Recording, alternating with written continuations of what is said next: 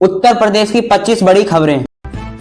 उत्तर प्रदेश की स्वास्थ्य सेवाओं को अत्याधुनिक बनाने के संकल्प के साथ आज स्वास्थ्य विभाग से प्रदेश के सभी प्राथमिक स्वास्थ्य केंद्रों का पीएससी पर हेल्थ एटीएम मशीन के सक्रिय करने की घोषणा की है। ये मशीन एक प्रकार से छोटे डिजिटल क्लिनिक की तरह काम करेगी, जहां ग्रामीण नागरिकों बिना किसी डॉक्टर के मौजूद के बिना अपने शरीर के 40 से अधिक प्रकार की जांचें जैसे बीपी, शुगर वजह कुछ मिनटों में मुफ्त में करवाया सकता है। मुख्यमंत्री ने आज मीडिया कॉन्फ्रेंसिंग के जरिए इस सेवा का जायजा किया है और कहा है कि सुदूर गांवों में रहने वाले गरीब लोगों को अब छोटी छोटी जांचों के लिए बड़े शहर या निजी लैबों के चक्कर नहीं काटने पड़ेंगे और न भारी भरकम फीस चुकानी पड़ेगी। इस मशीन के मिलने वाली रिपोर्ट को सीधे मरीज के मोबाइल पर भेजा जाएगा और यदि कोई गंभीर समस्या पाई जाती है तो मशीन के जरिए लखनऊ या दिल्ली के विशेष डॉक्टर के लिए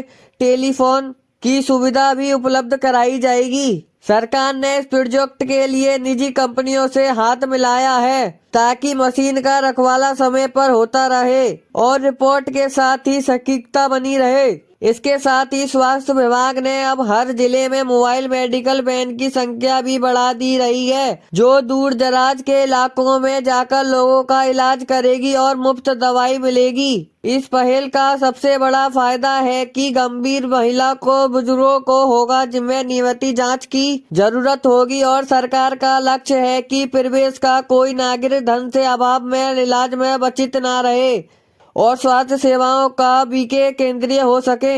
इस तकनीक के आने वाले अस्पतालों में लगने वाली लंबी लाइनों पर कमी जाएगी और डॉक्टरों पर मरीजों का दबाव भी कम होगा, जिससे वे गंभीर मामले पर अधिक ध्यान दे सकेंगे। स्वास्थ्य मंत्री ने निर्देश दिए हैं कि इन मशीनों में संचालन के लिए स्थानीय आशा बहुत और स्वास्थ्य कार्यकर्ता को विशेष प्रेरणा दिया ताकि वे ग्रामीणों की मदद कर सकें।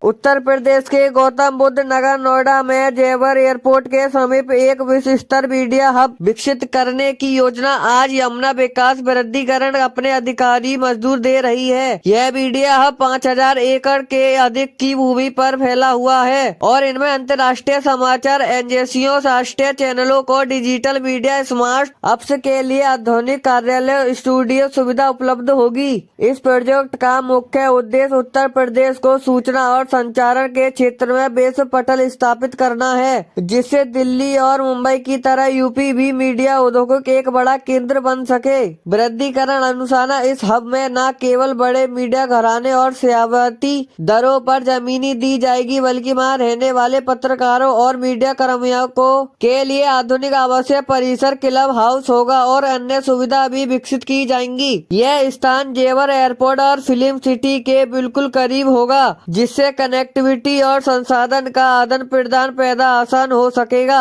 और फिल्म उद्योग के साथ मीडिया का तालमेल भी होगा। इस मेगा प्रोजेक्ट के प्रत्यक्ष में और रूप में लगभग 50,000 लोगों का रोजगार मिलने का संभावना है और तकनीकी क्षेत्र में युवा शामिल होंगे। सरकार ने इस क्षेत्र में निर्भर बिजली आपूर्ति को हाई स्पीड डेटा कनेक्टिविटी सुनिश्चित करने के लिए विशेष बुनियादी ढांचे तैयार करने का निर्देश दिया है। इसके साथ ही यहाँ एक मीडिया यूनिवर्सिटी स्थापित की जाएगी, जहाँ छात्रों को आधुनिक पत्रकारी को नई तकनीकी और प्रशिक्षण दिया जाएगा। आज की बोर्ड बैठक में यह भी तय किया गया है कि इस हब का निर्माण कार्य युद्ध स्तर पर शुरू किया जाएगा ताकि अगले 3 वर्ष के भीतर इसे चालू किया जा सके। यह कदम यूपी छवि को एक आधुनिक और निवेश के संकुलन विदेश रूप में पेश करने का सरकार की रणनीति का एक महत्वपूर्ण हिस्सा है, जिसके प्रदेश में राज्य में भी भारी वृद्धि होने की उम्मीद है।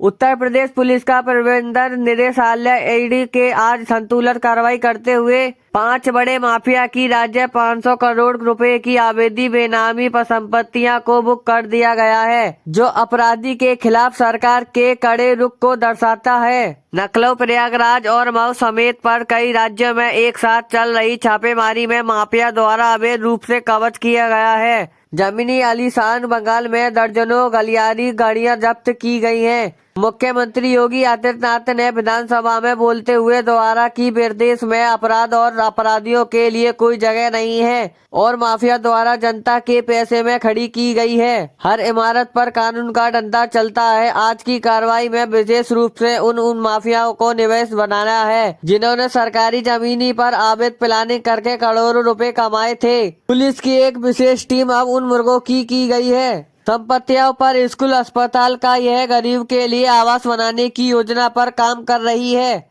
ताकि इन जमीनों का उपयोग जन कल्याण के लिए किया जा सके। जांच एजेंसियों के इन माफियाओं के बैंक खातों में विदेश निवेश की भी जांच तेज कर दी गई है और दावा किया है कि जल्द ही कई लोग सफेदपोश लोग भी इस जांच में घेरे के जाएंगे जो इन अपराधियों को संरक्षण देते हैं। इस कार्रवाई से पूरे प्रदेश में अपराधी जगत में हड़कंप बचा है और कई छोटे अपराधी खुद से सरेंडर कर रहे हैं। सरकार ने स्पष्ट किया है कि यह अभियान तब तक नहीं थमेगा जब तक प्रदेश में संगठित अपराध का पूरी तरह सफा न होगा। पुलिस ने महानिदेशक ने सभी जिलों में कप्तानों को निर्देश दिए हैं कि वे अपने अपने क्षेत्र में टॉप 10 अपराधी की सूची अपडेट करें और उनकी आर्थिक कमर जोड़ने के लिए कुर्सी की कार्रवाई में तेजी लाए हैं। आम जनता ने भी सरकार से इस कदम की सहायता ली है क्योंकि इससे जमीनी संबंधी विरोध में कमी आएगी और अब लोग अधिक सुरक्षित महसूस कर रहे हैं।